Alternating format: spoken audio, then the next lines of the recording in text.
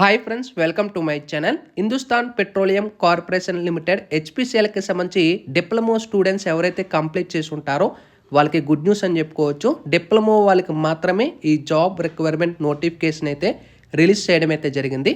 అయితే టోటల్గా ఏంటి ఈ యొక్క అప్డేట్ ఏంటి, అలాగే ఏజ్ లిమిట్ ఎంత ఉండాలి, అలాగే పే స్కేల్ ఎంత ఉంటుంది, శాలరీ ప్యాకేజ్, అలాగే ఆన్లైన్లో ఏ విధంగా అప్లై చేసుకోవాలి, ప్రాసెస్ ఎలా ఉంటుంది, ఎంత ఫీజు అప్లికేషన్ ఫీ అనేది ఉంటుంది, డీటెయిల్గా కంప్లీట్గా మీకు ఈ వీడియోలో అయితే ఎక్స్ప్లెయిన్ చేస్తాను. డిప్లొమా స్టూడెంట్స్ ఎవరైతే ఉంటారో ఈ వీడియో అనేది కూడా మీకు ఫ్రెండ్స్కి అయితే షేర్ చేయండి, వాళ్ళకి వెరీ యూస్ఫుల్ అయితే ఉంటుందన్నమాట. సో హెచ్పిసిఎల్కి సంబంధించి హిందుస్థాన్ పెట్రోలియం కార్పొరేషన్ లిమిటెడ్కి సంబంధించి లేటెస్ట్ జాబ్ రిక్వైర్మెంట్ నోటిఫికేషన్ అయితే మనకి జాన్ 15th అయితే రిలీజ్ చేయడం అయితే జరిగింది.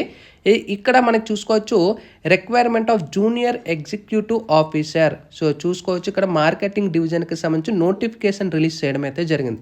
అయితే ఒకసారి డీటెయిల్ నోటిఫికేషన్ మీరు చెక్ చేసుకోవచ్చు, కింద డిస్క్రిప్షన్లో కూడా లింక్ ప్రొవైడ్ చేస్తాను.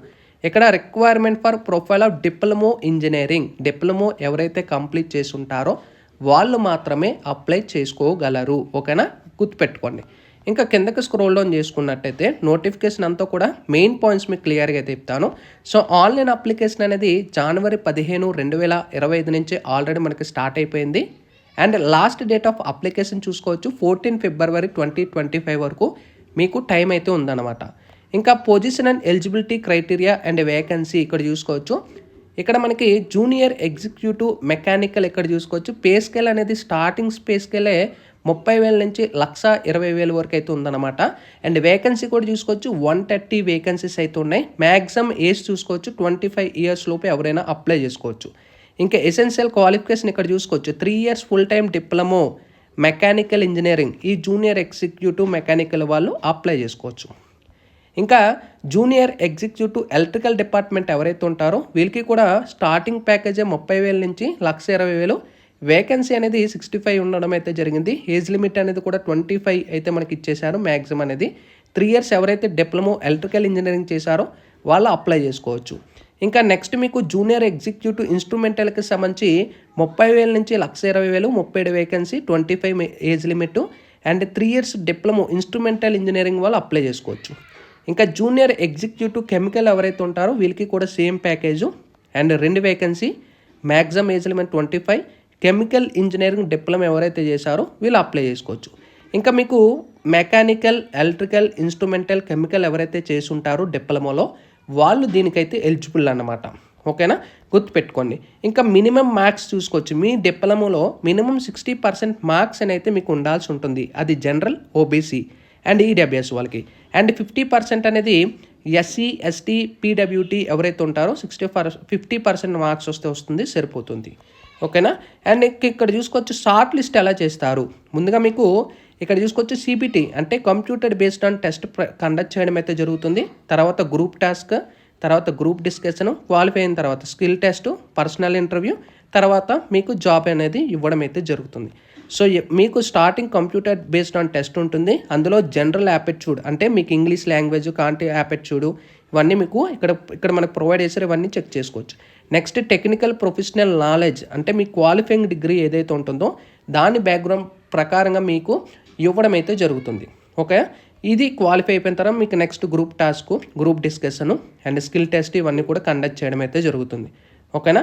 ఇంకా చూసుకోవచ్చు పే స్కేల్ అనేది మనకి బెస్ట్ పే స్కేల్ అనమాట శాలరీ అనేది. సో మీకు మంచి ఆపర్చునిటీ అనేది నేను చెప్పుకోవచ్చు.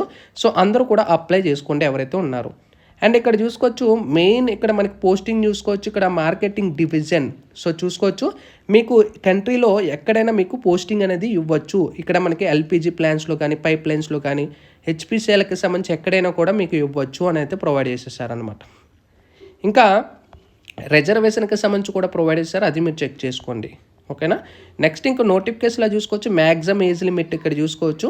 మీకు ఇక్కడ ఇంకా 25 ఇయర్స్ లోపు అంటే 18 ఇయర్స్ మినిమం అనేది ఉండాలి అండ్ 25 ఇయర్స్ దాటకూడదు. వీళ్ళైతే మీరు అప్లై చేసుకోవచ్చు. ఇది కూడా మీరు చెక్ చేసుకోండి. ఓకేనా. సో మెయిన్ పాయింట్స్ మాత్రమే నేను చెప్తున్నాను, ఇక్కడ మీరు గుర్తుపెట్టుకోండి. ఇంకా అప్లికేషన్ ప్రాసెస్ అనేది చూసుకోవచ్చు. ఆన్లైన్లోనే మీరు జస్ట్ ఇంకా రిజిస్ట్రేషన్ చేసుకోకపోతే కొత్తగా రిజిస్ట్రేషన్ చేసుకొని మీరు ఈ యొక్క జాబ్ అనేది అప్లై చేసుకోవచ్చు. ఒకవేళ మీకు ఏ విధంగా అప్లై చేయాలి ప్రాసెస్ వీడియో చేయండి అంటే సో కామెంట్ సెక్షన్లో తెలియజేస్తే దానికి సంబంధించి కూడా మీకు వీడియో ప్రాసెస్ అనేది చేయడం అయితే జరుగుతుంది. ఓకేనా. సో అప్లికేషన్ ఫిల్ చేసేటప్పుడు మీ మొబైల్ నెంబర్, ఈమెయిల్ ఐడి, మీ డీటెయిల్స్ అన్నీ కూడా కరెక్ట్గా ఇవ్వాలి అని అయితే క్లియర్గా ప్రొవైడ్ చేసేసారు. ఓకేనా. అండ్ ఇక్కడ చూసుకోవచ్చు అప్లికేషన్ ఫీజుకి సంబంధించి కూడా చూసుకోవచ్చు. ఎస్సీ, ఎస్టీ, పీడబ్ల్యూబీడీ ఎవరైతే ఉంటారో వీళ్ళు ఎలాంటి ఫీజు అనేది పే అవసరం లేదు. డైరెక్ట్గా మీ అంతటికి మీరే ఆన్లైన్లో 0 రూపీస్తో మీరు పే చేసేసుకోవచ్చు. ఇంకా జనరల్ కేటగిరీ, ఓబీసీ, అలాగే ఇంకా ఓసీ క్యాండిడేట్స్ ఎవరైతే ఉంటారో వీళ్ళు అయితే ఈడబ్ల్యూఎస్ క్యాండిడేట్స్ వాళ్ళు కూడా మీరు 1180 రూపాయలు అనేది పే చేయాల్సి ఉంటుంది. అప్లికేషన్ ఫీ అనేది 1000 రూపీసు ప్లస్ జిఎస్టీ అనేది 180 అయితే ఉంటుంది. అన్నీ కలిపి 1180 రూపాయలు అయితే మీకు ఈ యొక్క అమౌంట్ అనేది ఇవ్వడం అయితే జరిగింది. ఓకేనా. సో ఎస్సీ, ఎస్టీ, పీడబ్ల్యూ వాళ్ళు అయితే ఎక్కువ అప్లై చేస్తారు దీన్ని బట్టి. సో ఓసీ, బీసీ వీళ్ళు ఎవరైతే ఉంటారో సో అప్లికేషన్ ఫీ అనేది ఎక్కువ ఉంది, అయినా కూడా అప్లై చేయండి. మీకు ఇది హెచ్పిసిఎల్ అంటే మంచి గుడ్ ఆపర్చునిటీ అని అయితే నా యొక్క ఉద్దేశం అన్నమాట. పేమెంట్ అనేది credit card, debit card, net banking నుంచి మీరు పేమెంట్ చేసుకోవచ్చు. సో పేమెంట్ మోడ్ అనేది మీకు ఇక్కడ క్లియర్గా ప్రొవైడ్ చేసేసారనమాట. ఇంకా జనరల్ ఇన్స్ట్రక్షన్స్ అని కూడా ప్రొవైడ్ చేయడం అయితే జరిగింది. సో ఏ విధంగా ఫిల్ చేయాలి, ఏ విధంగా కంప్లీట్గా ఈ డీటెయిల్స్ ఏ విధంగా ఇవ్వాలి, ఇవన్నీ కూడా మీరు ఇక్కడ నుంచే నోటిఫికేషన్లో చెక్ చేసుకోవచ్చు. సో నోటిఫికేషన్లో మెయిన్ పాయింట్స్ మాత్రమే మీకు క్లియర్గా ఎక్స్ప్లెయిన్ చేయడం అయితే జరిగిందనమాట. సో డిప్లొమా హోల్డర్స్ ఎవరైతే ఉంటారో ఖచ్చితంగా ఈ యొక్క నోటిఫికేషన్ వచ్చింది కాబట్టి సో ఇది అస్సలు మీరు మిస్ అవ్వద్దు. ఓకేనా. ఇది latest information. Sign up bye friends. Thank you.